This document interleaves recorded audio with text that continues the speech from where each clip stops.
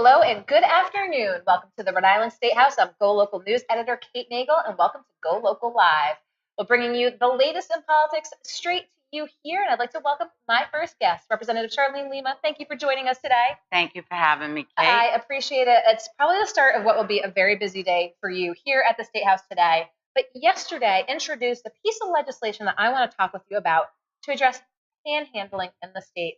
And you've gotten a lot of reaction to this. Yeah, the pedestrian accidents in the state have increased as they have nationwide, and a lot of cities and towns have tried to address the issue, but have been shot down in court as a violation of people's First Amendment right, and that's a great cost to the taxpayer. So I came up with what I feel legislation that would pass constitutional muster and not violate a person's First Amendment right. So what the legislation would do, it says a motorist cannot stop in a traffic lane, an active traffic lane, and pass anything from their vehicle. And if they do, they would face substantial fines.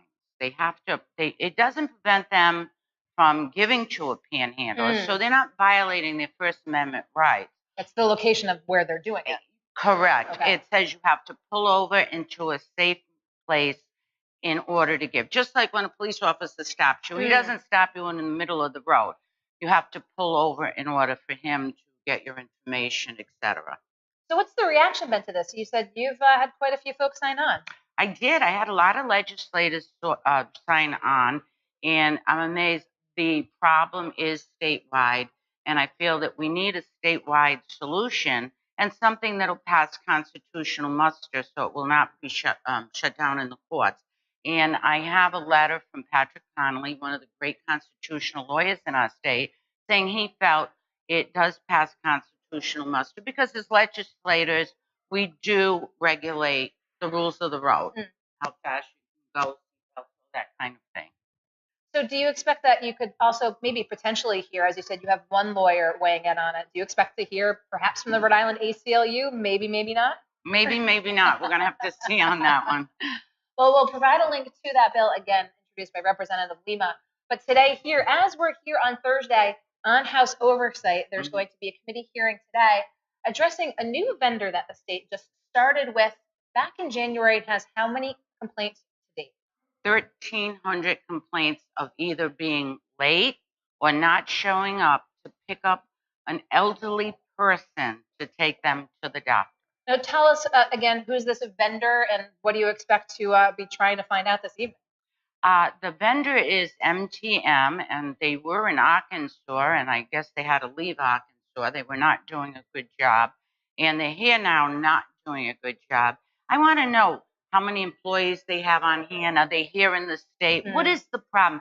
Why are elderly citizens being left? We had a woman, 88 years old, left at the curb by this company, and that's horrendous. That's something that should not be happening.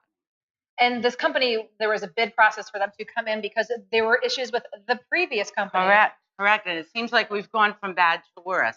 They're being paid over the next 2 years $155 million. So let's get the job done right. So do you expect that an oversight today, and we'll continue to follow this closely, that if you get some answers, their contract will be maintained? Is there a possibility that if committee members don't like what they hear, that this could potentially go back out to bid? I'm hoping it does. I'm hoping it does, because with 1,300 complaints in a month, that's 1 month. That's ridiculous. Well, we're going to continue to keep a close eye both on the legislation to address panhandling, and as the representative said, that would specifically address someone giving something to someone in a specific area on the road. As you said, does not preclude them from pulling over to a safe area, giving at some other point. And then, of course, the Oversight Committee hearing later this evening. So, Representative Lima, I appreciate you taking the time to come on with me here. Don't go anywhere. We're going to be right back with our next guest here live from the Rhode Island State House.